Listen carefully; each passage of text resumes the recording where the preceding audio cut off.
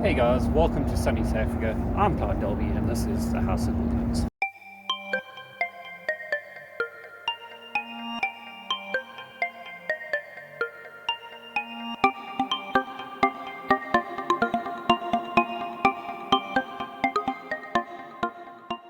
Welcome to my bedroom. So I only breed Gouldian finches, so you're not going to see other finches in the room. But why I'm so excited about this whole sort of channel and what we're going to do is that I really wanted to show you all the aspects of the hobby. So we're going to be breeding them, we're going to be setting up a line or stud, we're going to be competing in shows, and we're going to show you how stud kind of progresses over time. So what I've decided to do, because it was a mistake I've made in the past, I've bred different mutations and I've bred show quality birds, but I didn't have a proper stud. So every time I wanted to breed birds, I would go out and buy a good quality bird. I'd pair it back to one of the birds that I wanted to breed with, and I'd end up with a bird that was good enough for the show bench, and then the next year I would buy a better bird because now my eye was more tuned into what the show standard was, and slowly I improved. So I went from thirds to winning seconds to winning firsts and eventually winning a provincial show. But what I did wrong was I was always having to buy in the blood that I needed, or the shape and the quality that I needed to be able to then breed chicks with anything that I was doing. And why I say that's a mistake is it worked for me, but it didn't allow consistency. So, every time I started a new project, it was like starting afresh. And that's not ideal, because you want that quality that's consistent and that shape that's consistent in your birdroom. So together, we're going to set up our own stud. So we're going to start with 3 pairs of red-headed purple-breasted normal.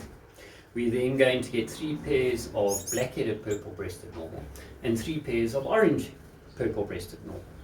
Now, they'll probably be from 3 or maybe 4 breeders. And don't get me wrong, we're going to try and breed the same sort of consistency. So in other words, we're going to produce our own type that is hopefully show winning, and then we'll be able to sort of use those birds to then breed to other mutations that we want them to keep. So it's not that we're only going to be breeding normals on this channel, don't get me wrong.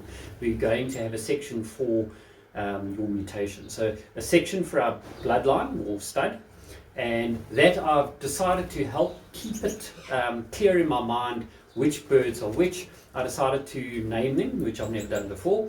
So we're going to name all the red-headed birds after the British monarchs.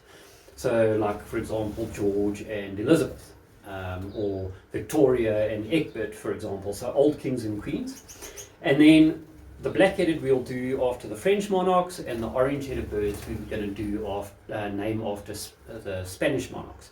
And this way we can keep it very clear in our minds.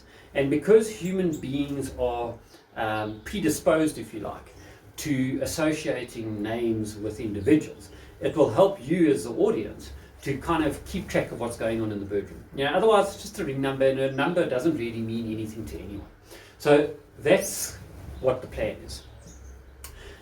On the mutation side, we're going to nickname that the commoners section of the show, and that we'll do every other week or every 3rd week. So we'll have a week or 2 of focusing on the main bloodline, and then as a sort of an alternate so that it keeps it fresh and doesn't get boring for you, we're going to then look at the commoners side of things, which will be the mutations. We're then also going to have other segments. So we're going to do a sort of an education section, which we're going to nickname Back to School. And we're going to also do a news section, so any breaking news, and please, I need your input from all over the world. So maybe you've got shows coming up, maybe there's a new mutation in your area that's a world first. So in South Africa, for example, we have the yellow rump bird, which I'll introduce to you a little bit later. And so that kind of thing, stuff that's really interesting, that's important to us as Gouldian and finch keepers. And then the other sort of features is, so we're going to interview breeders from all over the world, not just South Africa where I am. Obviously in South Africa I can go to their birdrooms and it can be sort of more in-depth, but maybe you guys, if you are breeding Gouldians elsewhere in the world and you've got a nice birdroom, you can send us some video footage and then we can maybe set up a Zoom meeting or something like that, and I'll record it so that I can then put it on the channel, and we can introduce you as a breeder and how you're doing things. So in other words, I'm looking for a very interactive channel. This is not just for me, this is for the Gouldian hobbyists around the world, and I really want it to be interactive. So the other thing I'd like to do is look at doing a pick of the week segment. So if you guys email me your favorite picture of the bird that you've taken, maybe it's got a nice background, maybe the bird's doing something really unusual in the photo, or you've caught some unusual behavior, that kind of thing. Send that to me and then we'll showcase it. Just remember, obviously, if you send it to me, it is going to be used on the channel, so by sending it, you're giving me the rights to that footage. Yeah, so basically that's the concept of the channel. I hope you're looking forward to it as much as I am, and yeah, let's get cracking.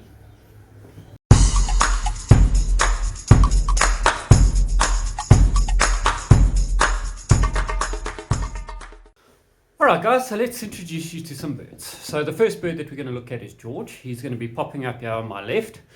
And what I like about George, or why I chose him, so obviously he fits in what we're wanting to do. He's our red-haired, purple-breasted greenback.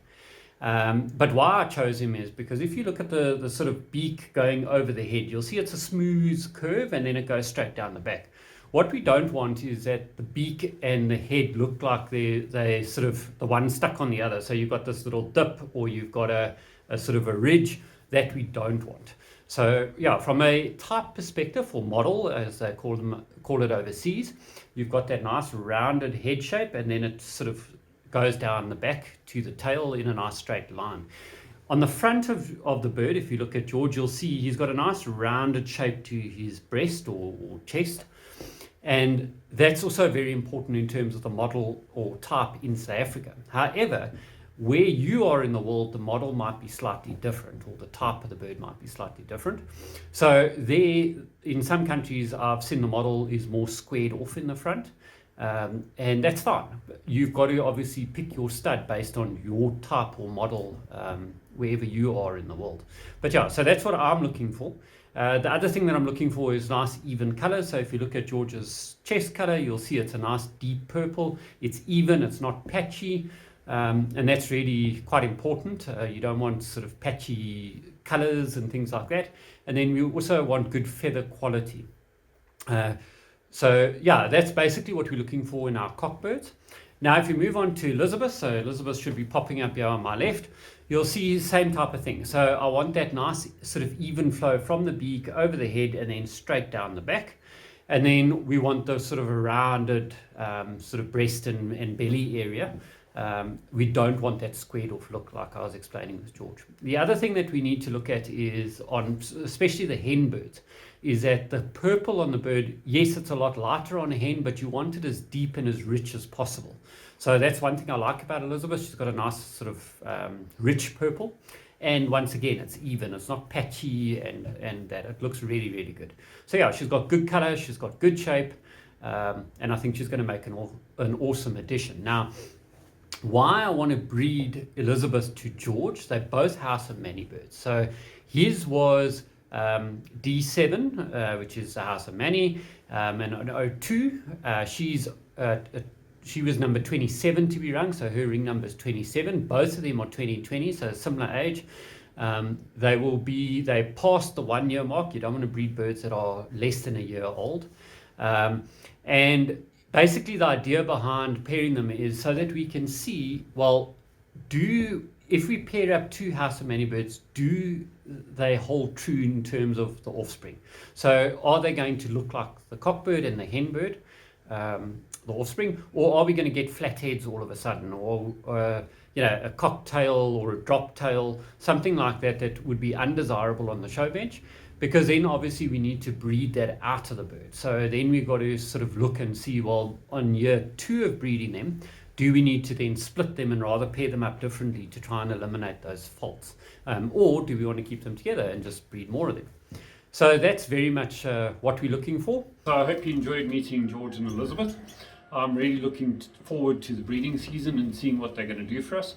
Over the next couple of weeks, we will look at new additions that we're going to be getting. So we're going to look for some black-headed purple breasts and the rest of the redheads and orange heads. And slowly we'll sort of introduce you to each of the stud. We'll talk more in depth about how we're going to go about setting up that line in terms of who we're going to match up with who and sort of why we're doing that. So if one's got maybe a slight fault or something that's not 100% desirable, we can then look at that and see how do we counteract that in terms of our breeding choices. So yeah, I'm really excited about that section. I hope you are as well. And especially for new guys or guys that haven't considered setting up a stud before, maybe you can see how we do it and then we can all learn from each other. So that's the thinking behind there. The next segment of the show is the news section. We've got some breaking news that we'd like to tell you guys about, and then finally we'll end off with the back to school section. Enjoy.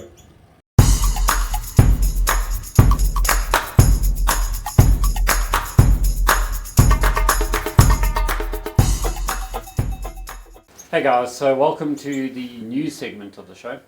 So we've got 3 articles of news that's of importance today. So from a domestic front here in South Africa, we're very excited about a new mutation, and that is the Latino. We haven't had it up until now, so I know it's old hat for Europe and for America and the likes thereof, but for South Africa it's extremely exciting news. We haven't had a new back mutation, bird mutation, because the Latino affects everything, for a long time. And then on the international front, if you're in Europe, there's also good news in that the yellow rump genetic is in the process of being developed in Europe. The breeder of that is a South African, guy that originally bred it in South Africa, should we say. And now he's gone overseas and he's taken a batch with him. And yeah, he's bred quite a few already, but I don't know if he's at the point where he's going to be releasing it. But as soon as we hear more, we'll definitely bring that to you. Then the sort of final side of it is, and probably one of the most exciting aspects of the sort of current events in the Gouldian hobby, is that there's the first world online Gouldian show happening. For a country like South Africa, where we don't really have the ability to take birds across the border for shows and things like that, the movement's a bit more restricted. We've never been able to compete internationally. We've only been able to sort of compete in our local club shows, then provincial, and then national. So that's as far as we could go. So now to have an international show where we can compete with guys from all over the world is really, really exciting.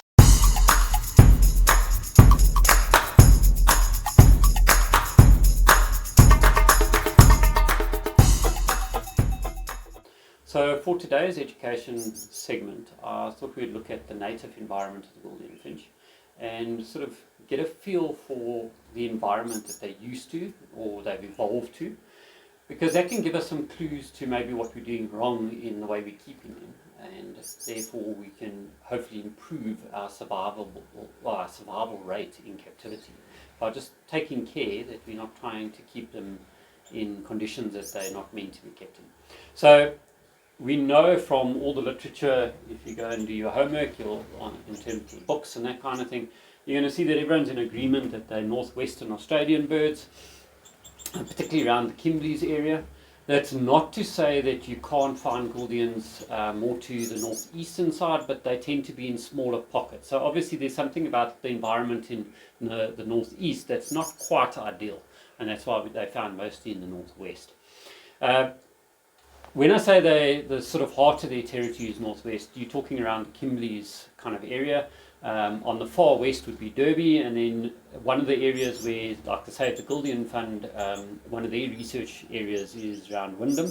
I hope I'm pronouncing that right. I don't mean to offend our Australian viewers if I'm not. But yeah, so those environments or area is their main sort of core environment. So if I have a look at, and I'm going to put up on the screen on my left so that you guys can have a look at the temperatures for yourself. But around sort of Wyndham area, you're talking a maximum of 43, and that's in December, January. And then it dips down to 9 degrees in the middle of the winter, which is June, July area. So you can see the birds come from a very mild climate in terms of the winter, and quite a hot area in terms of summer. Now, The rainfall compared to, like for example, where I live in South Africa, up on the high veld, we get more than double the amount of rain that they get in their area. However, the research that they've done on the birds shows that they're always found close to water. So even though they come from quite a dry area in comparison, they survive that extreme heat because they make sure that they have a source of water. And that's quite important to also keep in mind. I know in South Africa it can get quite hot in summer, and we get the guys losing birds from apparently the heat, but it's not a temperature issue.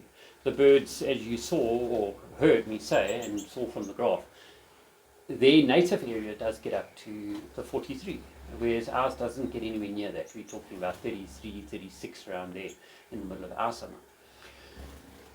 But the reverse of that, so if I'm now going to, and this is something I think around the world aviculturists tend to be a little bit guilty of, we buy a bird from the pet store that we like, we bring it home, then we do a bit of quick research on how other breeders are keeping them, and perhaps we fall into the trap of thinking, oh well, you know, other guys are keeping in the aviary, they'll be fine. The problem is like we saw, they don't tolerate very cold temperatures. So now if I go and take those birds and I put them in an aviary as sort of on the high veld in South Africa, and it goes down to -1, -2, I can't be surprised why the birds are dying, because I'm not keeping them correctly. So, you know, what I'm hoping you take out of this is that we look at those temperatures, we look at our own personal environments, wherever you are in the world. And if you're in a colder climate, you either need to keep them indoors, or if you're going to put them in an aviary, you need to make sure that it's a very well sheltered aviary, that there is perhaps a heat source where they can roost at night to keep warm when it really drops down, and that there's no kind of cold drafts, that kind of thing, because that's what we've learned over time they can't tolerate, and we can see why. You know, the Gouldian, if you look at it, it's actually physically evolved for that warmer climate. If you take a bird, you hold it on its back and you blow on its breast, you're going to see that there's no down feathers on the bird. And that's an adaptation for a bird that comes from a nice warm climate. It doesn't need the down feathers, that insulation, because it doesn't have the cold.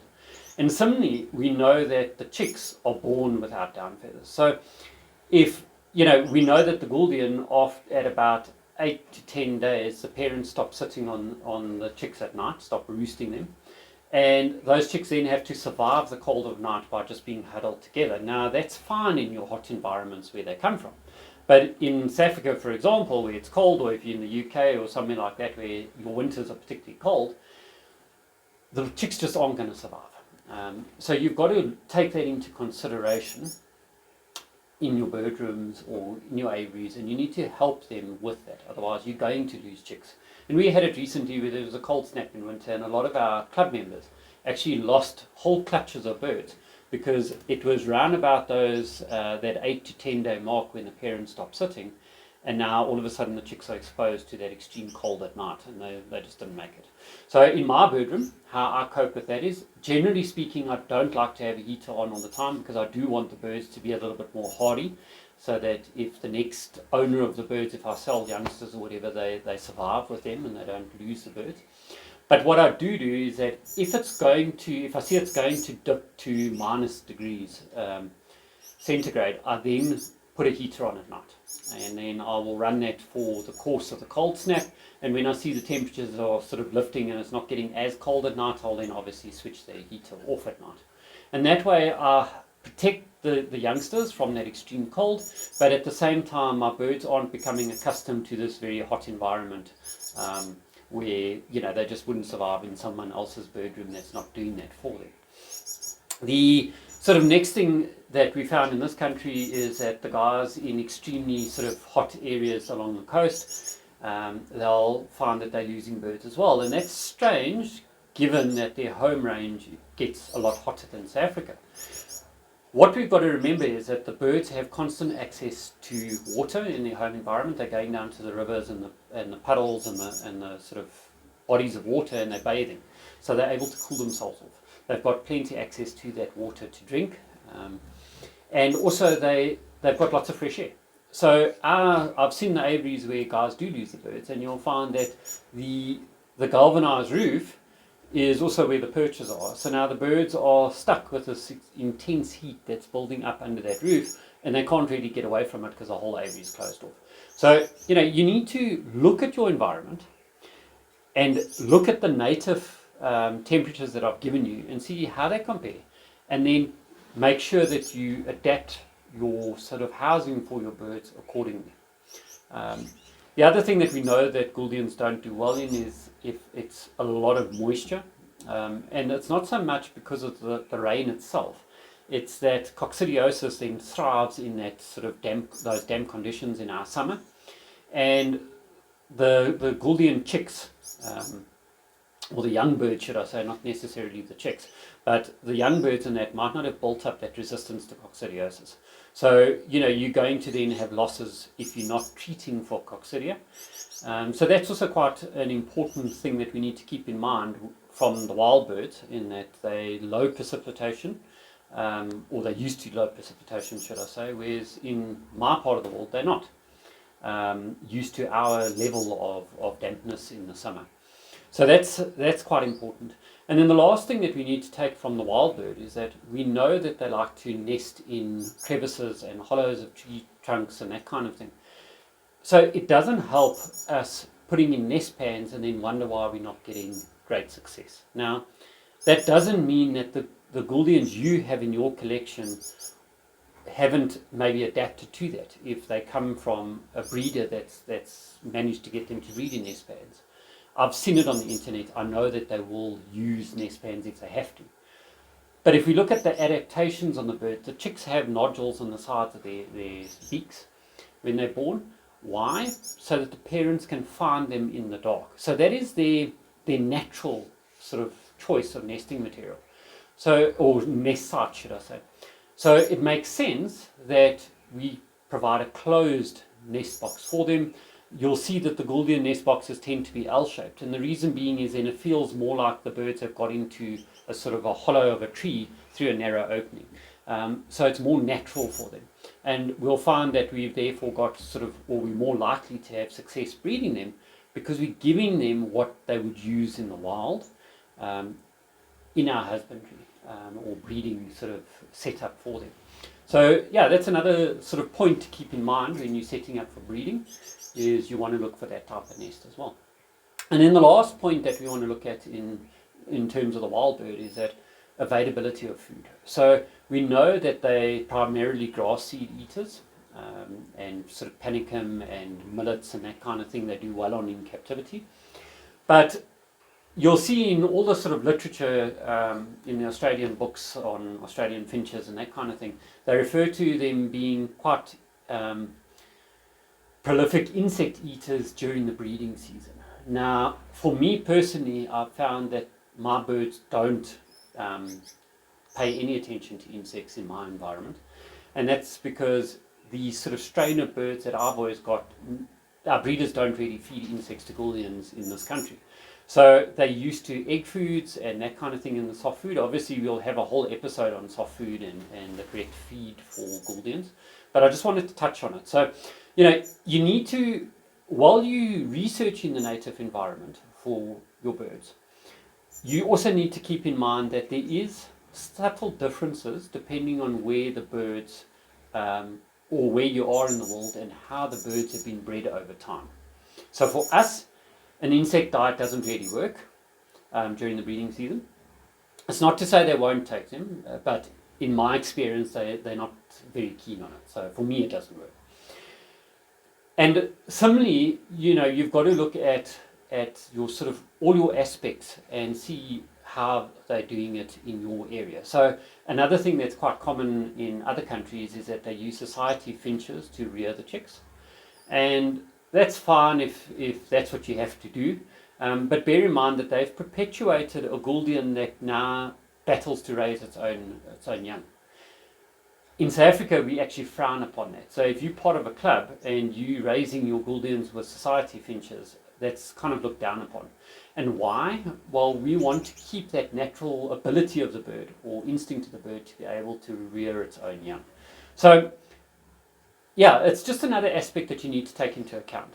We've looked at the native environment in today's episode, and that's great. But you need to do your research at the next level, and now also take into account how are other breeders in your country, and the birds that essentially the breeders you're going to be buying birds from, and see, well, what have they been doing that has been successful for them, and then bring that back now into the way you raise your birds and breed your birds and sort of look after them. All right, so I hope this segment's been helpful. Obviously, we've touched on topics, and probably each one of those is actually a talk in itself, especially around the feed and that kind of thing, and certainly around the breeding. And we'll get to those. So, please don't sort of think, well, is that all he's going to say on those topics? No. Future episodes, we'll dive into a lot more detail. I just needed to give you that foundation, that introduction, if you like, to the Gouldian in the wild, which will sort of help lay the foundation for why we do certain things in the next couple of episodes in that after show. I hope you enjoyed it.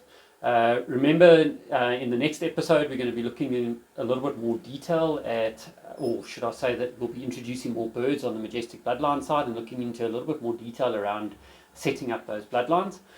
And then we'll hopefully be able to introduce you to the next sort of feature segment of the show, which might be a breeder feature or whatever. We just got to see how the filming works out for it.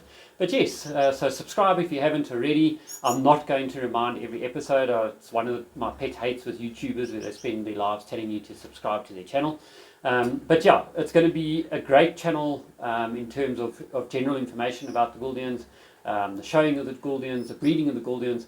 And yeah, if those are sort of topics that interest you, then yeah, you don't want to miss out.